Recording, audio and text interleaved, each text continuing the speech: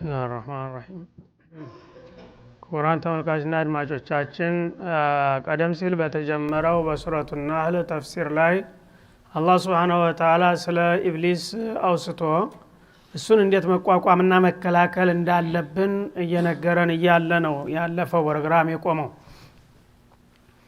እና አላህ Subhanahu Wa Ta'ala ጥላቶቻችን በሁለት መልክ እንደሚከፈሉና አንደኛው ክፍል ራሳችንን የመሰለ በአካል የሚታይና ልንቋቋመው የሚችል መሆኑን ተጠቅሶ እሱን ራሳችን እንድንቋቋም ሌላኛው ደግሞ ታቅማችን በላይ የሆነ የማናየውና ማንዳስሰውን ወደሱ አሳልፈን እንድንሰጠው ምክንያቱም ሰይጣን በማባበል በማስፈራራት ወይም በጥር መሳሪያ በመጠበቅ ወይም በጉቦ በመደለል የሚተኛ ወይም የሚረግብ አይደለም ማለት ነው ስለዚህ እሱን በቀጥታ ለኔ ያሳልፋችሁ ስጡኝ እኔ ያሳድብላችኋለሁኝ እያለ ነው ማለት ነው እና በተለይም ኢማናችሁ ጠንካራ በሆነ ቁጥር እሱም ደፍሮ አይተናኮላችሁም ኢማናችሁ በላላና ከኔ በራቃችሁ ቁጥር ነው ለሱ ሰለባ የምትሆኑት ይላል ኢማናቸው ጠንካራ የሆኑና በጌታቸው የሚመኩ የሆኑትን መጀመሪያውንም አዝማሚያውን አይቶ ይሄ ሳይቀመሰኝም ብሎ እንደሚረቃችሁ ነው ይላል ማለት ነው እና ለዑመር ኢብኑ አልኸጣብ ነብዩ እንዳሉት አለይሂ ሰላቱ ወሰለም ነብዩ ቤት የሆኑ የመንደር ልጆች መተው አይሻ ቤት ይጨዋወታሉ ማለት ነው ወጣት ልጆች እና ያንጎራጉራሉ እንደ ዘፈን ነገር እየሞከሩ ማለት ነው ነብዩ አሉ ይሰሟቸዋል ዝም ብለው እና በዛ ሁኔታ ላይ እያሉ ዑመር ገቡ ማለት ነው በሚገቡ ጊዜ እነዛ ልጆች ሲያንጎራጉሩ ሲያዋቸው አሚዝማሩ ሸይጣን ፊ በይት ረሱልላህ አሉ በአላህ መልእክተኛ ቤት ውስጥ የሰይጣን መዝሙርን ሰማ ጀመር አሉ እና ዲዕሁም ያ ዑመር አሉ እና ተዋቸው ልጆች ናቸው እነዚህ ህፃናቶች ናቸው አታስደንግጣቸው አሉ ነብዩ ረህማ እና ደንግጠው ወዳው እየተንጋጉ ወጥተው ሄዱ ማለት ነው እና ያ አድዋት ያንፉሲን ተኻፍነኒ ወላ ተኻፍነ ረሱላህ እና የአላህን መልእክተኛ ሳትፈሩ እንደገና እኔን ፈርታችሁ ነው የምትሸሹት አሉ ጊዜ ምን አሉ ረሱል አለይሂ ሰላቱ ወሰለም እነሱ አንተን ፈርተው ቢሸሹ ምን ያስገርምሃል እና ማለቂ የከሸይጣኑ ፈጅ ፊፈጅን ኢላ ወአخذ ፈጀን غير ፈጅክ አሉ ሰይጣን እንኳን አንተን በሚያይ ጊዜ አንተ በመጣበት መንገድ ድንገት ካጋጠመው መንገድ ሰብሮ ነው የሚሄደው አንተ ባንተ አጠገብ ማለፍ አይችልም አሏቸው ማለት ነው እንግዲህ ቁወተል ኢማን ነው ይሄንን የሰጠው ማለት ነው ሳቸው አያውትም ሰይጣን እሱ ግን ዑመር በሚያልፍበት መንገድ ማለፍ አይችልም አሉ ለምንድነው ይሄንን እድል ያገኙት ቢቁወተል ኢማን ነው ማለት ነው ከዛ እንዲህ አይነቱ ባሪያው ደግሞ አዑዙ ቢላሂ ካለ በቀጥታ አስፈንጥሮ ነው የሚጥለው ማለት ነው እኛ ግን ሁሉ ጊዜ በተግባራችን በአቋማችን ከሱ ጋራ የተያያዝን ስለሆን አዑዙ ብንልም ምናልባት ላይሰራ ይችላል ለፍስፍስ ከሆን በተግባር እሱ ጋር ነንና እስቲዓዛችን ራሱ ተቀባይነት ላይ ያገኝ ይችላል ማለት ነው ስለዚህ ቁወተል ኢማን ወሳኝነት አለው ተሰይጣን ለመራቅ ከፈለግ ሁሉ ጊዜ ኢማናችንን ማጎልበት ይኖርብናል ማለት ነው በመሆኑም እነዚህ ነጥቦች ነው የጠቀሳቸው አሁን አለለዚነ አመኑ ሰይጣን ጉልበት የለውም በነዛ በአማኞቹ ላይ ወአላ ረብህም የተወከሉን እንደገና በጌታቸው በሚመኩና በሚተማመኑ ሰዎች ላይ የማጥቃት አቅም የለውም ይላል ማለት ነው እንግዳው እነማን ናቸው ለሱ ጥቃት ሰለባ የሚሆኑት ኢነማ ሱልጣኑሁ አለ الذين يتولونه ሰይጣን በቀጥታ የሚጫወትባቸው እንደ ኳስ እነዚያ እሱን እንዳለቃ አድርገው የሚይዙ ሰዎች ናቸው ይላል እና እሱ ያላቸውን ሁሉ ለመቀበል ዝግጁ የሆኑት ፍሳቆቹ ሙናፊቆቹ እነሱን ነው የሚጫወትባቸው በየጊዜው ማለት ነው የተወለው ነው እነሱ እንግዲህ ሰይጣንን አያውቁትም ግን የሱን ተግባር በማስተናገዳቸውና እሱ የሚፈልገውን ነገር በመስራታቸው ሰይጣንን ወዳጅና አለቃ አድርገው የያዙ አሉ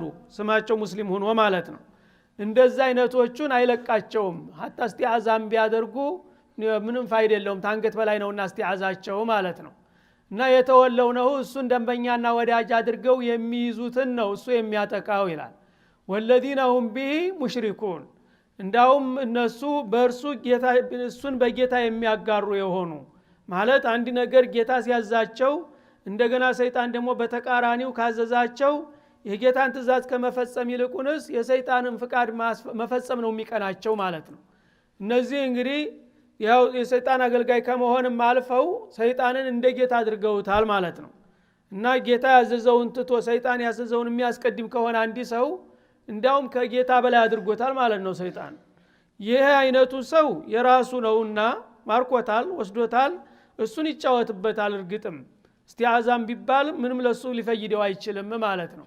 ግን አቋሙ ኮስታራ ከሆነ ንቁ ጥንቁቅ ከሆነ ጌታ ያዘዘውን ነገር በምንም አይነት የማይተው የከለከለውን ነገር የማይዳፈር መሆኑን ካወቀ አጉል ጊዜን አላባክን ሌሎቹን የዋሆች ልፈልግ ብሎ ነው ትቶ ዘወር የሚለው ማለት ነው። ስለዚህ እንግዲህ ሰይጣን የሚያጠቃ በአቅም ልክ ነው። ልክ እንደ ውሻ ማለት ነው። ውሻ ሁል ጊዜ ፈሪን ነው የሚያጠቃው። ናፈን በግምት ታውቃለህ ውሻ አካሄድህ፣ አስተያየትህ፣ አረማመድህ ውሻ የሚፈራና የማይፈራውን ሰው ታውቀዋለች ማለት ነው። እንደተኛች ቀጥ ብላ እንደዚህ ታያለች። እና ፍራፍራት የሚልህ ከሆነ አንበሳውና ነው የምትመጣብህ ፈሪዋ ውሻ ማለት ነው። ምንም ማትፈራት ከሆነ ደግሞ ያላየ ይመስላል እንደውም ዘወር ብላ ትተኛለች ዝም ብላ። እና ሰይጣንም ልክ እንደዛ ነው ማለት ነው። አንተ ጎበዝ ከሆንክ በኢማንህ አቁል ይሄ ሰውዬ በከንቱ ያደክመኛል ላይበገርልኝ ነገር ብሎ ይተዋሃል ማለት ነው። ደካማ ከሆንክ ግን በቀላሉ እንደ ኳስ ያነጥረሃል ማለት ነው። ያ እንዳይሆን ትክክለኛ ኢማን እንዲኖረን የራሳችን ጥረት አስፈላጊ ነው። እና ሁለቱም እንግዲህ የራስህም ውስጣዊ ጥረት ካለ ቁወተል ኢማን ካለ በዛው ላይ ደግሞ አላህ Subhanahu Wa Ta'ala ጌታዬ ጠብቀኝ ከዚህ ከማላየውና ከማልጋፋው ጥላቴ አንተ ሰውረኝ ባልክ ቁጥር ጌታ ደግሞ ፈጥኖ ይደርስልሃል ማለት ነው። ስለዚህ ሰይጣን እንዳይደፍርህና እንዳያጠቃ ከፈለክ አንተ ለሱ መንበርከክ እንደሌለብህ ነው ማለት ነው። والذين هم به مشركون በሱ የሚያጋሩ በጌታቸው ሰይጣንን የሚያጋሩ የሆኑ ሰዎች ማንም ሰው ሰይጣን የጌታ ጓደኛ ነው ወይም የጌታ ስልጣን ተካፋይ ነው የሚል ሰው አይገኝም በአለም ላይ። ግን በተግባሩ ሞልቷል ማለት ነው። ጌታ ያዘዘውን ትቶ እሱ ያዘዘውን የሚሰራ ሰው አለ። ያ የጌታ አጋር አድርጎታል ማለት ነው። እንደ ጣዖት አድርጎ ሰይጣንን ነው የሚያመልከው ራሱ። እሱ ከሆነ እሱን ያላጠቃ ታዲያ ማንን ያጥቃ ማለት ነው። እና በዚህ መልክ እንግዲህ ያደገኛውን ሰይጣን የጥላታችንን ተንኮል ባጭሩ ገልጦ እንዴት መከላከልና ማምለጥ እንደምንችል ዘዴውንም ነግሮን ባጭሩ እዚህ ላይ ይቋጫል ማለት ነው። ከዛ ቀጥሎ ስለ ነስኽ ጉዳይ ያነሳል ባጭሩ። ወኢዛ በደልና አየተን መካና አያ ይላል።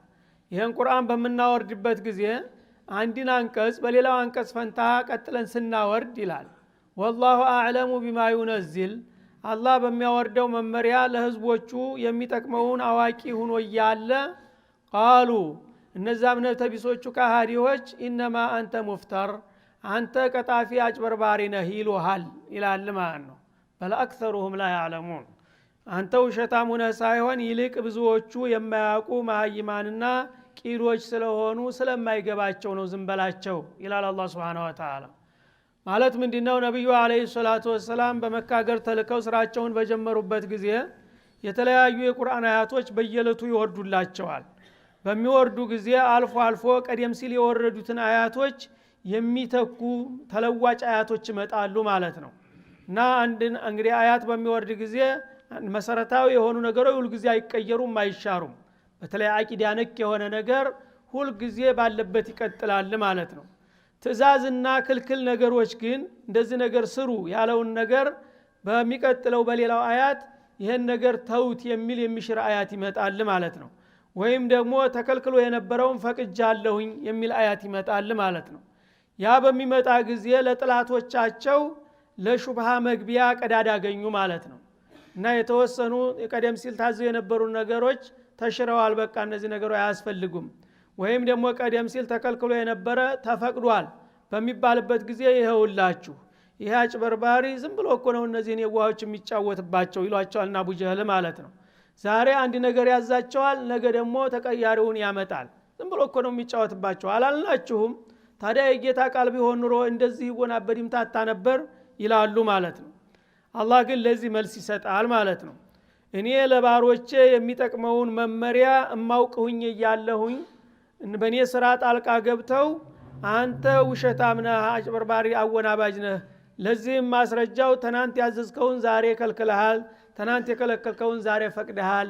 የጌታ ቃል ቢሆን ኑሮ ጌታ አይረሳ አይሳሳት፣ እንዴት አድርጎ ሐሳቡን ይቀይራልና ይለውጣል እያሉ ለማምታታት ይጠቀሙ ነበረ ማለት ነው።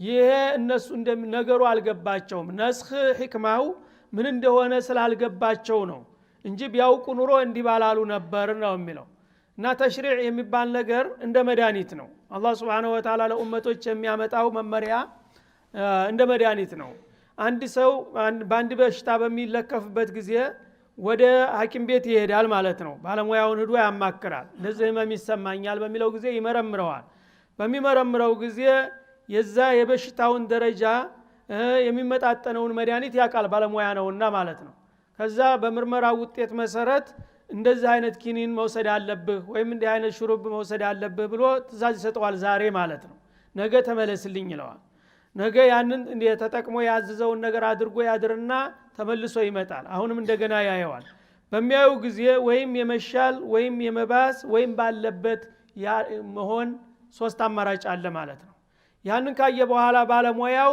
በቃ የተናንቱን መድኃኒት አቁም ይለዋል ማለት ነው ሌላ ተለዋጭ መድኃኒት ይሰጠዋል የተናንቱ መድኃኒት አይደለም ማለት አይደለም የተናንቱ መድኃኒት በሽታው ተናንት በነበረበት ደረጃ ያ መድኃኒት ነበር ተመጣጣኙ አሁን ግን ቀንሷል ስለቀነሰ በዛ ደረጃ ይሄኛው መድኃኒት መተካት አለበት የሚል መተኪያ ይሰጠዋል ማለት ነው ከዛ አንዳንድ ጊዜ ደግሞ መድኃኒት አያዝልህም አሁን በመሰረቱ በሽታው እየተወገደ ነው ግን የምግብ እጥረት ስላለብህ የተለያዩ የተመጣጠኑ ምግቦች መብላት አለብህ ብሎ ያዝሃል መድኃኒት አይሰጥህም ማለት ነው እንደዛ ነው ነስኽ ማለት ስለዚህ ተናንተና ግዚያዊ የሆነ መፍትሄ ይሰጣል ለዛ መፍትሄ አንድ ደረጃ ላይ በሚደርስበት ጊዜ ደግሞ ተከታዩን እርምጃ በተከታው መድኃኒት እንድትከታተለው ያደርጋል ይሄ ነው ህክማው እንጂ እነሱ እንዳሉት የመርሳትና የመሳሳት የማረም ጉዳይ አይደለም ይላል ማለት ነው እና ነስኽ የሚመጣው በመሰረቱ ያው በአኽባር ነገር አይመጣም ምክንያቱም ዜና ነገር ነስኽ አይገባውም ማለት ነው ዜና ነገር የተፈጸመውን የተከሰተው ነገር እንደዚህ ተከስቷል ብሎ መናገር ነው ያ ነገር አልተደረገም ከተባለ ውሸት ነው ማለት ነው የተናንተ የተነገረው ውሸት ነው እንደማለት ስለዚህ ዜና ነክ ነገር ጭራሽ ነስኽ አይገባውም ማለት ነው አቂዳ ነገር እምነት ነክ ነገሮችም አይገባቸውም ዛሬ ሐቅ የነበረው ነገር ነገ ባጢል ሊሆን አይችልም በአቂዳ ደረጃ ማለት ነው እንደ ምሳሌ እንደ አርካኑል ኢማን እንደ አርካኑል ኢስላም የሆኑት ነገሮችን ሊነሰኹ አይችሉም ማለት ነው ምክንያቱም መሰረታዊ ነገሮች ናቸው በአላህ ማመን አለብህ ተብሎ ያበቃ ነገ በአላህ ማመን የለብህም ከተባለ ይሄ ተቃራኒ ነገር ነው ዲኑ መሰረቱ ይጠፋል ማለት ነው ከዛ በኋላ ግን ዛሬ ለምሳሌ የሁለት ረካዓ ስገዱ ብሎ ከሆነ ነገ 4 ረካዓ አድርገዋለሁ ቢል ይሄ የሚከለክለው ነገር የለም ማለት ነው መጀመሪያ ለመለማመድ እንዳይከብድህ 2 ረካዓ አዘዘህ ቀስ ብለህ ደግሞ ኢማን ሲጎለብት 2 ጨምርበት ቢልህ ይሄ ምንም የሚያስቸግር ነገር አይደለም ማለት ነው ስለዚህ እንግዲህ እኔ ያዘዝኩትን ነገር በማዛችሁ ጊዜ ጥላቶቻችሁ ጣልቃ ገብተው ይሄው ተናንተና ያዘዘውን ነገር ዛሬ በተቃራኒው እንደገና ሻረው ይሄ የራሱ ቃል መሆኑን ነው የሚያመለክተው የአላህ ቃልማ ቢሆን ኑሮ መች እንደዚህ ይቀያየር ነበረ በማለት ሊያወናብዷችሁ ይሞክራሉ ይሄን የሚሉት ራሳቸው ቀጣፊዎችና መሃይማን ናቸው እንዳትሰሟቸው ሲል ያስጠነቅቃል ማለት ነው ቁል ነዘለሁ ሩሑል ቁዱስ ሚን ረቢካ እና ከጌታ የመጣልህን መመሪያ ነስኽ ስለመጣ ብቻ አንተ ውሸታምና ወናባጅ ነህ ይላሉ እነሱ እንደሚሉት አንተ የፈጠርከውና የቀየርከው ነገር አይደለም እውነት ምንጩን ለማወቅ ፈልገው ከሆነ ቁል ለሁም ያ ረሱላና እንደዚህ በላቸው ነዘለሁ ሩሑል ቁዱስ ሚን ረቢካ ቅዱስ መንፈስ የተባለው ልዩ ባለሟላችን ጅብሪሉል አሚን ነውና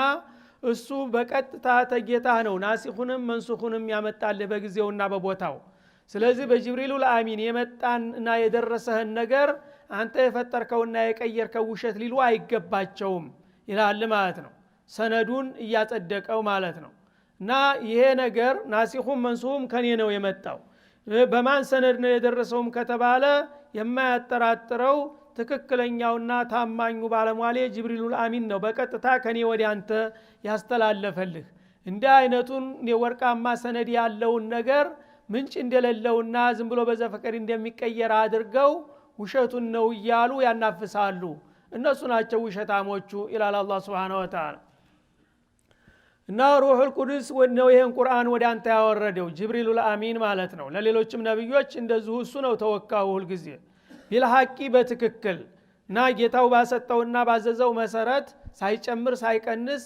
በሚገባ በቀጥታ ያወረደልህ ጅብሪሉል አሚን ነው በኔ ትእዛዝ ይላል። ለምን ሊዩሰቢተ الذين آمنوا በዚህ በወረደው መመሪያ አማኞችን ኢማናቸውን ሊያጸድቅላቸው ይላል። አማኞች እንግዲህ የአላህ አያት በወረደ ቁጥር ኢማናቸው እያደገ ነው የሚሄደው። ምክንያቱም ዛሬ ሱረቱል ፋቲሃ ወርዳ እንደሆነ በሱረቱል ፋቲሃ ውስጥ ያለውን መልእክት በሚገባ ተረርተው ተቀብለው ተስማምተው በሚያድሩበት ጊዜ ኢማናቸው አንድ ደረጃ ላይ ነው ማለት ነው። ነገ ደግሞ ቀጥላ ሌላዋ ሱራ በምትመጣ ጊዜ ያንን ሱራ ደግሞ ተቀብለው በሚያምኑበት ጊዜ ኢማናቸው እንደገና ያድጋል ማለት ነው። ባለበት አይደለም የሚቀጥለው። ምክንያቱም የሚታመንበት ነገር በጨመረ ቁጥር የኢማን ደረጃም እንደዛው እያደገ ይሄዳል ማለት ነው። ነስኽም ሲደረግ እንደዛው ነው። ትናንትና እንደዚህ ስሩ ተብሎ ታዞ ነበረ። ዛሬ ደግሞ በተለዋጩ መመሪያ ጌታ ይሄን እንደዚህ አይነት አያት ላይ ያዘዘውን ነገር በዚህኛው አያት ተክቶታልና ያንተታችሁ ይሄን ስሩ ካለ ትናንትናም ጌታን ትእዛዝ አክብረን ያን ነገር የተቀበልነው። ስለዚህ እኛ ሁሉ ጊዜ የጌታ ትእዛዝ እንደ አገልጋዮች ነን። ስለዚህ ጌታችን እስካዘዘን ድረስ ምን ችግር አለ ብለው በትናንትናውም በወቅቱ ሰርተውበታል። በዛሬውም ደግሞ በተረኛው በሚሰሩበት ጊዜ በሁለቱም ተጠቀሙ ማለት ነው። ያም ትናንትና መመሪያ ስለነበረ የጌታ ግዴታ ነው ብለው ሰርተዋል። ይሄኛው በሚመጣ ጊዜ ደግሞ አንቀበልም ቢሉ ምን ይሆን ነበረ? ትናንትናው አያት አምነው በዛሬው አማት ሊክዱ ነበረ ማለት ነው። ስለዚህ ኢማናቸው እያደገና ይበልጥ እየተመነደገ ነው የሚሄደው እንጂ አይከስሩም አይጎዱም ይላል ማለት ነው። ሊዩሰቢተ الذين آمنوا በዚህ በኢማናቸው እንግዲህ ነስኽን ፈተና አድርጎ የዚህን የነስኽን ፈተና በማለፋቸው ኢማናቸው እንዲጸድቅላቸው ነው። ወሁደን እንደገና ደግሞ ከስተት እንዲዲኑና እንዲመሩበት ነው። ወቡሽራ ያንን የጌታ መመሪያ ለተቀበሉ ደግሞ ታላቅ ብስራት እንዲያገኙበት ብለን ነው። ሊልሙስሊሚን ሊልሙጢዒን አልሙንቃዲን የጌታን ትእዛዝ ተልባቸው ተቀብለው ለሚመሩበት ለነሱ መመሪያና መዳኛ ይሆን ዘንድ ነው እንጂ ያወረር ነው ጥላቶቻችሁ እንደሚሉት ማወናበጃና ማጭበርበሪያ አይደለም ይላል ማለት ነው። ወለቀድ ነዕለም ይላል በመቀጠል አያይዞ ወላሂ በእርግጥ እናውቃለን ይላል በቃለ መሃል ላይ ያጠነከረ። ዋዊቱ ዋወል ቀሰምናት ላሚቱ ወጣተል ጀዋብናት። ወላሂ ለቀድ ነዕለሙ በእርግጥ እናውቃለን አነሁም እነዚህ ጥላቶቻችሁ ኩፋሩል አረብ ማለት ነው የቁሉን እንደሚሏችሁም እናውቃለን አለ። ኢነማ ዩዓሊሙሁ ይህን ቁርአን እኮ ለሙሐመድ የሚያስተምረው በሸሩን የሱ ቢጤ ሰው ነው እያሉ እንደሚያሙህም አውቃለሁኝ ይላል። ሊሳኑ الذي يلحدون إليه ግን ይህ አባባላቸው ተጨባጭነት የሌለው ለመሆኑ ራሱ መረጃው በራሱ ጎን አለ ይላል። ምንድነው ያ በስውር በምስጥር ያስተምረዋልና ይነግረዋል እየተባለ የሚታማው ሰው ቋንቋ ይላል። ሊሳኑ الذي ማለት لغة الذي يتهمونه بالتعليم እና በምስጥር ያስተምረዋል ተብሎ የሚታማው ሰው የቋንቋ يلحدون إليه ማለት يزعمون إليه ያስተምረዋል የሚባለው ሰው የቋንቋ አዕጀሚዩን ሸካራው አጀማዊ ቋንቋ ነው ይላል። وهذا القرآن لسان عربي مبين እና ግልጽ የሆነ አረባዊ ቋንቋ ነው መሐመድ የሚናገረውና የሚያስተምረው። ስለዚህ የትና የት ነው ምን አገናኛቸው? እንግዲህ አንድ ሰው ገሌን በምስጥር አስተምሮታል ለመባል የሚቻለው ተማሪና አስተማሪ በቋንቋ መገናኘት አለባቸው መጀመሪያ ማለት ነው። እና ተማሪና አስተማሪ የተለያየ ቋንቋ ካላቸው አንዱ ሌላውን አስተማረው ማለት አይቻልም ማለት ነው፣ ወይ ሁለት ቋንቋ የሚያውቅ ካልሆነ በስተቀር። እና ይህንን ግን እኔ ውሸት ነው ከማለት በፊት ራሳቸው ባነጋገራቸው የተፋለሱ እስበርሳቸው የተጋጩ መሆኑን ላሳያችሁ ፈልጋለሁ ማለት ነው። ያ እሱን ያስተምረዋል እያሉ የሚያሙት ሰውዬ ከውጭ ሀገር የመጣ አረበኛ ቋንቋ ጭራሽ የማያውቅ ነው፣ ጆሮውን ቢቆርጡት።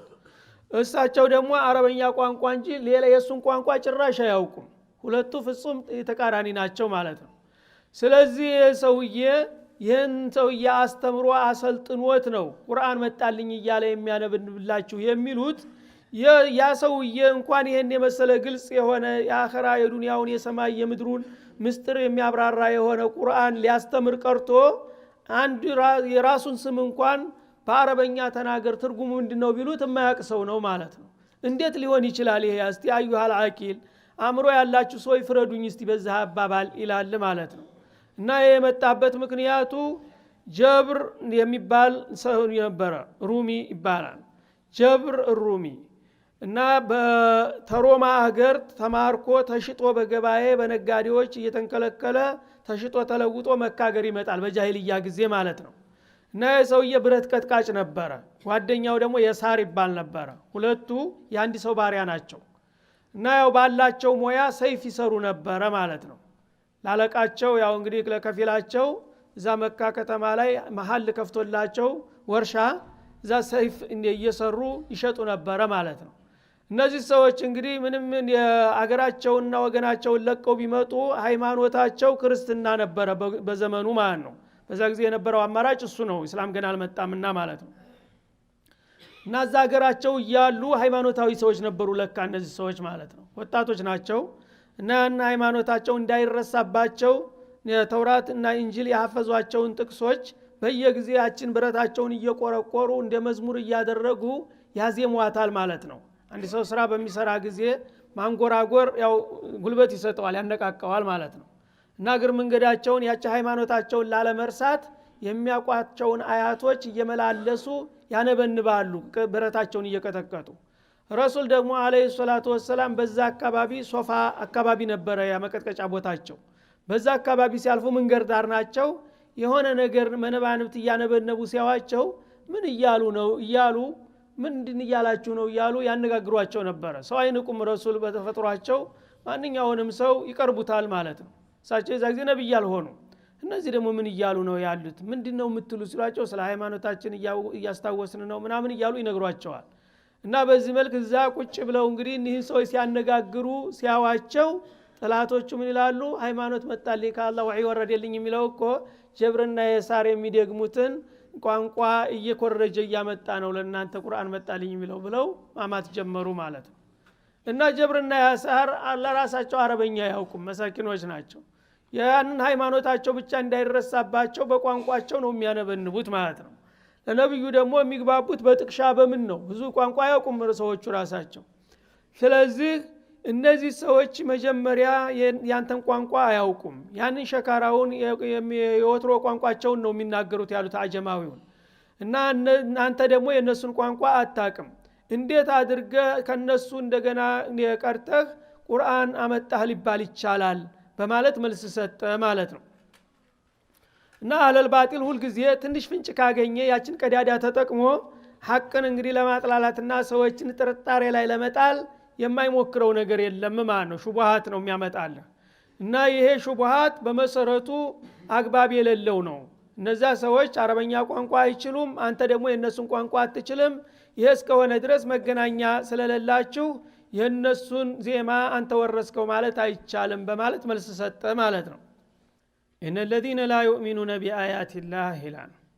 ከዚህ በማያያዝ እንግዲህ ነገሩ በተገላቢጦሽ ሆነና አማኝና ታማኝ የሆነው የአላህ ረሱል እንደ ውሸታም እንዳጭበርባሪ ተደርገው ሲወነጀሉ፣ ውሸታሞቹ ደግሞ እንደ ቅዱሳን ሆነው ሲቀርቡ ምንድነው መባል ያለበት?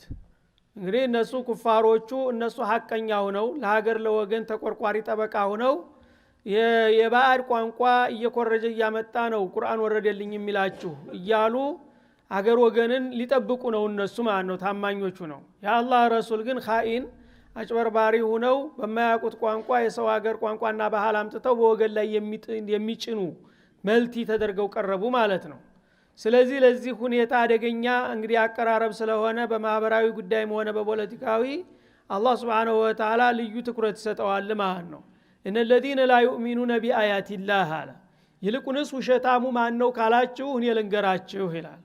እነዚያ በአላህና በአላህ አንቀጾች የማያምኑ የሆኑት እነዚያ አጭበርባሪዎች ናቸውና እና አቡጀል እና አቡለሃብ እና ዑትባ እና ሸይባ የመሳሰሉት መልቲዎች ናቸውና በአላህ አያት የማያምኑት ላ የህዲሂሙላህ አውቆ ጠፎች ናቸውና አላህ ወደ መዳኛው መንገድ አይመራቸውም፣ ራሳቸውን አደጋ ላይ ጥለዋል ይላል ማለት ነው። እና እንግዲህ እነሱ ይህ ሰውዬ አታላይ አጭበርባሪ እንዳልሆነ በእርግጠኝነት ያውቃሉ። ግን ህዝብ እንዲጠላውና እንዲርቀው ለማድረግ ነውና ይሄን ዘዴ የሚዘይዱት አላህ በአላህ አያት እስካላመኑና ተንኮል እስከሰሩ ድረስ አላህ ደግሞ ለነሱ ሂዳያ እንደማይሰጣቸው ነው። ተሂዳያ ተሰናበቱ እነዚህ ሰዎች ካሁን በኋላ እነሱ የማመን እድል የላቸውም ይላል። ወለሁም አዛቡን አሊም ለነሱም ደግሞ የመጨረሻ አሳማሚና አንገብጋቢ የሆነ ቅጣት ተደግሶላቸዋል ይጠብቁ ሲል ውሳኔውን አሳለፈ ማለት ነው። ስለዚህ እንግዲህ አንድ ሰው ጠላሁት ብለህ ለጊዜያዊ ጥቅምና ስም ብለህ እውነተኛውን ሰው እንደ ውሸታም አድርገህ በተለይ በሃይማኖት ስም አንተ ያልወደድከው ሰው የተናገረውን ሐቅ ባጢል አድርገህ ከሞከርክ እድልህ ይሄ ነው የሚሆነው ማለት ነው። አላህ Subhanahu Wa Ta'ala ሐቅን በማንኛውም ሰው በኩል ካስነገረ የአላህ መመሪያ መሆኑ ነው መታየት ያለበት። የግል ወዳጅነታችንን የግል ጥላትነታችን ወደ ጎን ማስቀመጥ አለብህ። ጥላትም ይሁን ወዳጅ ሐቅ ከተናገረ ሐቁን መቀበል አለብህ ማለት ነው። አለበለዚያ ለግል ጥቅምህና ስምህ ብለህ አንዴ በሌሎቹ የሚነገረውን ሐቅ እንደ ባጢል አድርገህ የምትተናኮል ከሆንክ አንተ ሂዳያን ትቀማለህ ማለት ነው። ሂዳያ አታገኝም። ምክንያቱም አውቆ ጠፍ መልቲነህና ማለት ነው። ለሂዳያ ታጣ ደግሞ የዘላለም ቅጣትና ጀሃነም ነው የሚጠብቀውና እንዲህ አይነት መልቲዎች ራሳቸውን ነው የሚያጠፉ ሲል ያስጠነቅቃል። ወሰለላሁ ዐለይሂ ወሰለም ወኢላ ሊቃኢና አኺር ወሽክራ